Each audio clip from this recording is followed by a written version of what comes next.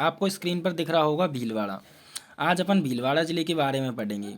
जैसा कि अपनी ज़िलों की श्रृंखला चल रही थी, उसमें मैं आपको पहले जैसलमेर, झुंझुनू, टोंक, अलवर, भरतपुर, बाड़मेर जैसे ज़िले करवा चुका हूँ। वो ज़िले मैंने MCQ के जरिए कराए थे। किस तरह कंप्लीट करवाए थे? क्वेश्चन आंसर के जरिए कंप्लीट करवाए थे। भीलवाड़ा ज़िला मैं नोट्स के माध्यम से कंप्लीट करवा रहा हूँ। अगर आपको ये तरीका अच्छा लगे तो बस कमेंट में बता देना कि ये वाला तरीका सही है या जो पहले ज़िले कराए हैं वो वाला तरीका सही है। तो पहले अपन भीलवाड़ा के उपनामों के बारे में चर्चा करते हैं। तो भीलवाड़ा को राजस्थान की अब्रक नगरी कहते हैं। क्या कहते हैं? राजस्थान की अब्रक नगरी, मैनचेस्टर कहते हैं। किसे कहते हैं? राजस्थान का मैनचेस्टर भी कहते हैं भीलवाड़ा को। भीलवाड़ा को वस्त्र नगरी के नाम से जाना जाता है, इसी कारण इसे टेक्सटाइल सिटी कहते हैं। अब्रक नगरी क्यों कहते हैं? क्योंकि यहाँ पर तावे का उत्पादन भी होता है और तावे का प्रयोग होता है। जैसे तापरोधी ईंटों का प्रयोग किया जाता है, यहाँ पर तापरोधी ईंटों का निर्माण होता है भीलवाड़ा में ही।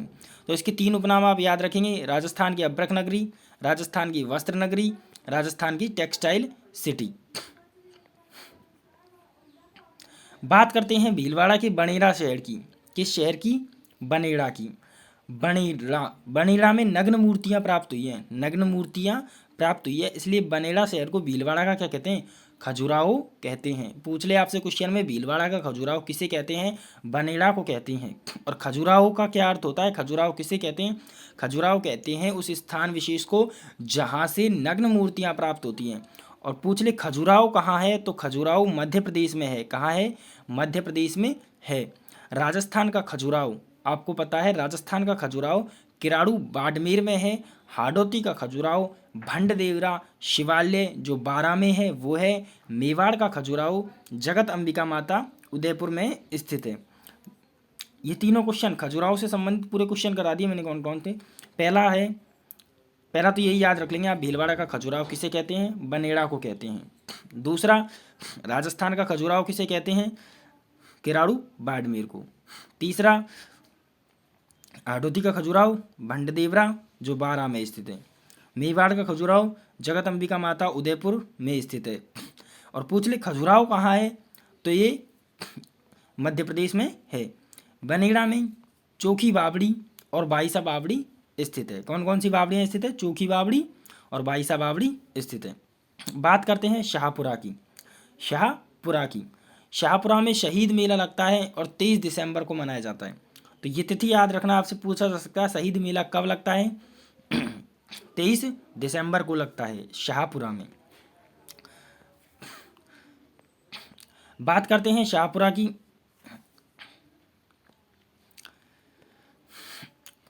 शाहपुरा में 1947 के समय, किस समय? 1947 के समय यहाँ के शासक थे उम्मेद सिंह। जब राजस्थान के एकीकरण की प्रक्रिया चलनी थी तब शासक कौन थे? उम्मेद सिंह जी थे। और लोकतांत्रिक सरकार का गठन हो रहा था, तब उम्मेद सिंह जी ने कहा था कि देशी रियासतों में चांद की रोशनी सर्वप्रथम कहीं होगी, यानी कि लोकतंत्र सरकार की स्थापना यदि सर्वप्रथम कहीं होगी तो वो शाहपुरा में ही होगी।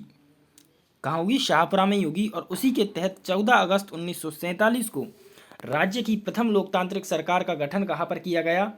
शाहपुरा में किया गया। चमना बावड़ी, उम्मेद सिंह की एक गणिका थी चमना बावड़ी, उसने इस बावड़ी का निर्माण कराया। चमना बावड़ी कहाँ स्थित है? शाहपुरा में ही स्थित है।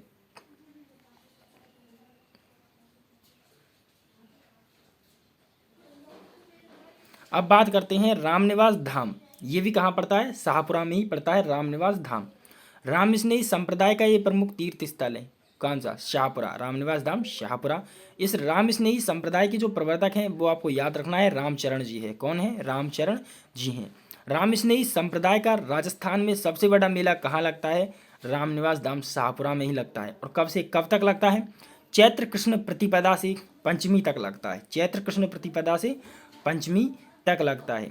बीगोद कहाँ पड़ता है? बीगोद पड़ता है भीलवाड़ा में ही। यहाँ पर त्रिवेणी संगम है। बीगोद भीलवाड़ा में क्या है? त्रिवेणी संगम है। और त्रिवेणी संगम 3 नदियों का संगम कहलाता है। जो 3 नदियाँ कौन कौन सी हैं? बनास, मैनाल, बेडच। बनास, मैनाल, बेडच। रुकिए, लाइट जा चुकी, मैं कैमरा ऑफ कर देता हूँ। चलो, आ चुकी है। यहाँ त्रिवेणी संगम है। मैना बनाकर बेच, इस ट्रिक से आप याद रख सकते हैं। मैना बनाकर बेच, इस ट्रिक से आप याद रख सकते हैं। राजस्थान में कई जगह त्रिवेणी संगम स्थित है, जैसे कि आपने एक तो पढ़ लिया वीगोद भीलवाड़ा। त्रिवेणी संगम में मैना बनाकर बेच, मैनाल, बनास, बेड़च, 3 नदियाँ हो गई। एक त्रिवेणी संगम है आपके राजमहल टोंक में। कहाँ पर? राजमहल जो टोंक में पड़ता है वहाँ है एक त्रिवेणी संगम। वो 3 नदियों का है। नदियाँ लिख सकते हैं आप, बनास, डाई, खारी। कौन कौन सी 3 नदियाँ हैं? बनास, डाई, खारी। और एक और है नवाटापुरा में। कहाँ? नवाटापुरा में। नवाटापुरा कहाँ पड़ता है? ये डूंगरपुर में पड़ता है।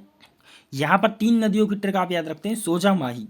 सोजा माही से सोम, जाखम और माही नदी, इन 3 नदियों का संगम कहाँ है? नवाटापुरा में, त्रिवेणी संगम में, जहाँ वेणेश्वर मेला लगता है।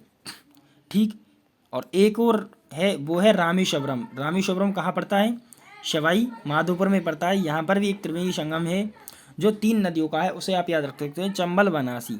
चंबल हो जाएगा एक हो जाएगा बनास, और एक हो जाएगा आपके सीप नदी। तो आप इनको ट्रिक से भी लिख सकते हैं, आवाज़ सुन के आप अपनी कॉपी में नोट कर सकते हैं। अब बात करते हैं मांडल की।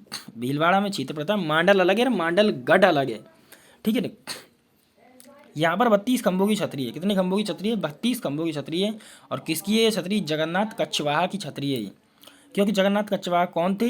ये अकबर की ओर से पहले प्रताप के पास कितने भेज चुके थे संदेश वाहक के रूप में अकबर, मतलब राजीनामा करे अकबर को, प्रताप को, इसलिए उन्होंने भेजे थे 4 जने।